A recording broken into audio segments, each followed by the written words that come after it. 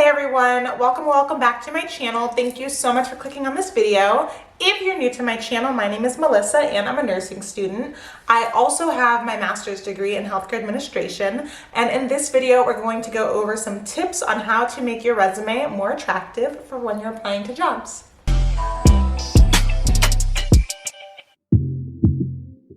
So right now I am in my final semester of nursing school. I'm getting my bachelor's degree in nursing, but my background is actually in administration. So I have a degree in communications and I also have a master's degree in healthcare administration. Formerly, I worked at a subacute rehab center and nursing home where I worked in administration. I was in leadership and I was a hiring manager. So I used to get resumes and applications. I would weed through them. I would call people back for interviews. I would conduct interviews and I would select candidates to send them to HR to eventually hire. And so I would do that for people that wanted to be receptionists, people that wanted to be in medical records, people that wanted to be unit secretaries, pretty much anything that falls under the umbrella of administration in a healthcare facility. I used to review resumes for that. So I feel like I'm a really good person to let you all know when you are applying to jobs, any job, but especially when you're looking to apply to jobs in healthcare facilities, what you should be looking to put on your resume,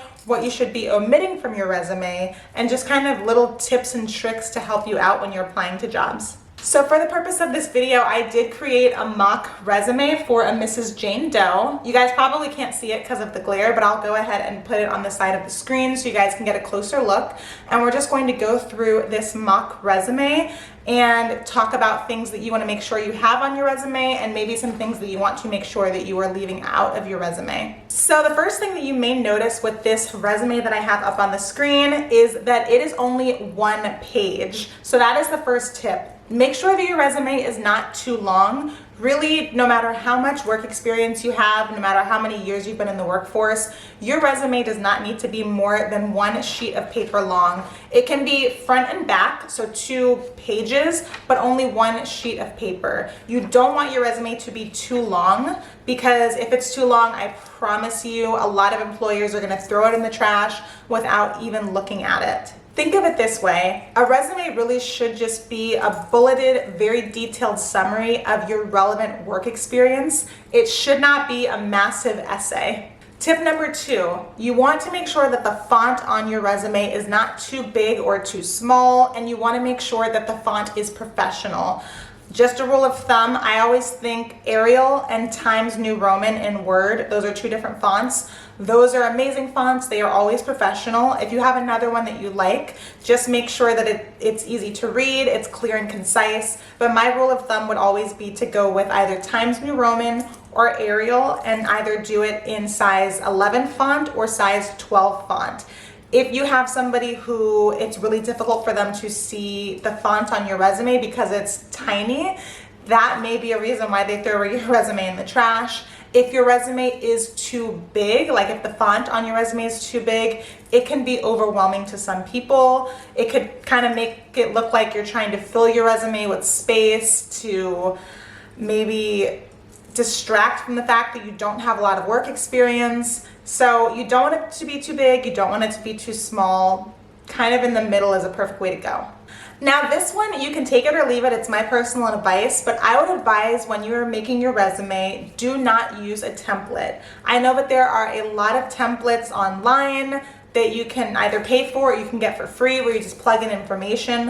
While templates are tempting, and I know that they just kind of make everything easier, it can take a lot longer to go into Word and make a resume from scratch. The issue that I personally have with templates is that when you want to go in and edit your resume, like just edit 1 or 2 things, with some templates it can be hard to do that. So if you're able to find a template where you're able to edit things easily, great. But my advice would just be to do it in Word. That way when you're going back in to edit 1 or 2 things, you can edit it easily and kind of on the go. You don't need to re-download a whole new template. And part of the reason for this is, my next advice, when you're applying to jobs, you want to be changing your resume. My advice really would be to have maybe 2 or 3 versions of your resume. That way you can make your resume job specific to the jobs that you are applying to. So for example, a lot of people that watch my channel are either nursing students or nurses or prospective nurses. So using nursing as an example, if you are getting ready to join the workforce, you want to work in the hospital and you're applying to jobs in the ER, and you're applying to med-surg, maybe you want to use one resume for the ER where you showcase a certain set of skills, and then you use version 2 of your resume to apply for med-surg where you list a different set of your skills. So essentially, if you have 2 resumes, they will look similar but they won't be identical. You just have a few things fine tweaked just to make it targeted to the position that you were looking for. My next tip is that your name should be, of course, at the top of your resume. It should be the first thing that people see when they look at your resume.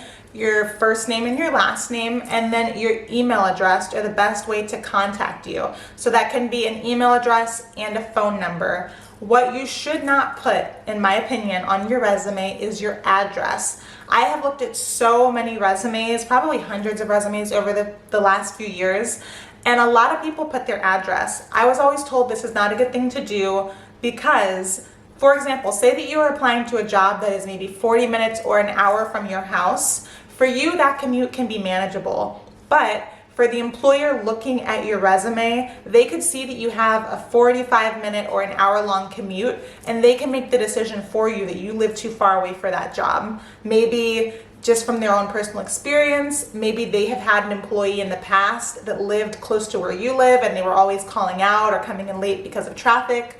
For whatever reason, do not put your address on your resume because you do not want an employer to make the decision for you that you live too far from the job to actually work there. Speaking of contact information, the next tip is to make sure that your email is professional. So I feel like, depending on how old you are watching this video, I feel like millennials, especially younger millennials and Gen Z, kind of already know this. A lot of us have multiple email addresses, but in any case, if you don't know this, your email address should be professional. In my opinion, I always think it's a great idea to maybe have either your name in your email address or some variation of your name. So for this, in my mock resume, I put the email as Jane Doe 2024, just because Jane Doe would probably have already be taken. It's okay if you have numbers at the end of your email. What is not appropriate, let's say if you like golfing for a hobby, if your email is like golfer girl 78, or if you like country music, for it to be some explicit country music song or some explicit song title in your email address. You of course want to make sure that it's not personal, very professional, and my golden rule is have some variation of your name in it. That way it's also easier for employers to remember if they want to reach out to you to schedule an email or to let you know that they want to continue on with the hiring process for you. Okay, so speaking of contact information, the next tip is to make sure that you have a reputable email domain. So I always think Outlook and Gmail are 2 really good professional email domains. You don't want to have like an AOL, a Hotmail, or like a Verizon.net, or I don't even know if that's still a thing anymore. But for whatever reason, those are considered old, outdated, and not reputable. Another thing about that is, I know it's taboo to talk about, but unfortunately it's true that some employers can be ageist. And so if you have like an AOL account, which is considered old, like one of the first email domains, I think, that can kind of show your age. It can tell an employer that you may be older, and that could be a reason why you do not get a call back for an interview. So if you do have an older email domain, or if you don't have a Gmail or an Outlook, my advice would be to create one specifically for the purpose of searching for jobs. That way you can put it on your resume and it can just be kind of newer, fresher, and more reputable. So now, keeping on track with being careful not to age yourself out of a job or not to reveal your age, my next tip is be careful with listing when you got certain degrees and certifications, because that can also give away your age. So for example, I am graduating with my bachelor's degree in nursing. this year in 2024, and I am applying to new graduate nursing jobs and residency programs. So for me, it is important for me to list what year I have gotten or what year I will be getting my bachelor's degree. I got my master's degree 4 years ago in 2020, and it is okay for me to list, if I choose to, that I got my master's degree in 2020. What can be a problem is if I'm applying to a job as a new grad nurse and I write that I got a certain degree or a certification back in like the 80s. I'm not good at math, but that would show that I am significantly older than I actually am. And unfortunately, that could potentially make an employer look at my resume, kind of figure out how old I am, and that could be a reason why you are not called back for an interview. But you want to be careful with this one depending on what job you're applying to and when you got a degree or certification. So in that example, I didn't want to age myself for being too old, but there's certain positions where they don't want young people. So I have my master's degree in healthcare administration.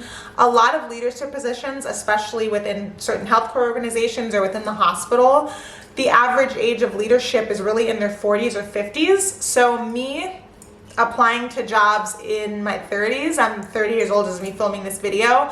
If I were to apply to healthcare administration jobs or leadership jobs, and I wrote that I just got my master's degree 4 years ago, people could kind of do the math and figure out that I'm in my early 30s, and that could also make my resume be tossed in the trash because an employer could think that I am too young and immature for that position. Versus me completely leaving out the year that I got my master's degree, I get called back in for an interview. Yes, of course, when they see me, they would realize that I am young by their standards, but at least by then you're already in the door and they could see, okay, even though she's young, she presents herself well, she's very articulate, she seems very professional. What you don't want to happen is for you to be counted out before you're even able to step foot in the door for the interview. So my golden rule of thumb for that is kind of look up the job that you are applying to, see what the average age is, and if you are in the window or within the window of the average age, then it is okay if you choose to put the year that you got certifications and certain degrees. I believe the average age of a new grad nurse now is 30, which is older than I originally thought, but that means that a lot of people I think are just kind of going back to school. So since I am exactly 30 and that kind of tracks with the average age of a new nurse or a new grad nurse, then it is okay for me to write down when I got certain degrees and for employers to figure out that I would be around 30 years old. But if I was applying to a job where the average age was significantly older or significantly younger, I would kind of be more discreet on my resume. So now the next tip, and it's a very big tip, is to make sure that you only put relevant job experience on your resume. So only put things that are related to, and I mean directly related to, the job that you're applying for. So using myself as an example again, even though I'm finishing up nursing school and I'm applying to be a nurse, I did have a previous career in healthcare administration, and I do have a lot of experience in communications, marketing, and healthcare administration. There's really no reason for me to list most of my previous job experience with communications and marketing because that doesn't really have too much to do with nursing school and with nursing. So I'm really going to tailor my resume specifically to make sure that I list all of my clinical experience, my nursing school experience, and my healthcare administration experience related to direct patient care. Once you start adding in things that have nothing to do with the job that you're applying for, then your resume can become cluttered and too long. You really want your resume to be short, sweet, and to the point. And so that is it for some quick tips on what to put in your resume and what to leave out of your resume to make you more attractive to employers. If you like this video, please give it a thumbs up and comment down below if you have any other tips or any questions that you'd like to ask me. As always, if you want to ask me personal questions, my email is in the description box below. Thank you guys again for watching, and I will see you in my next video.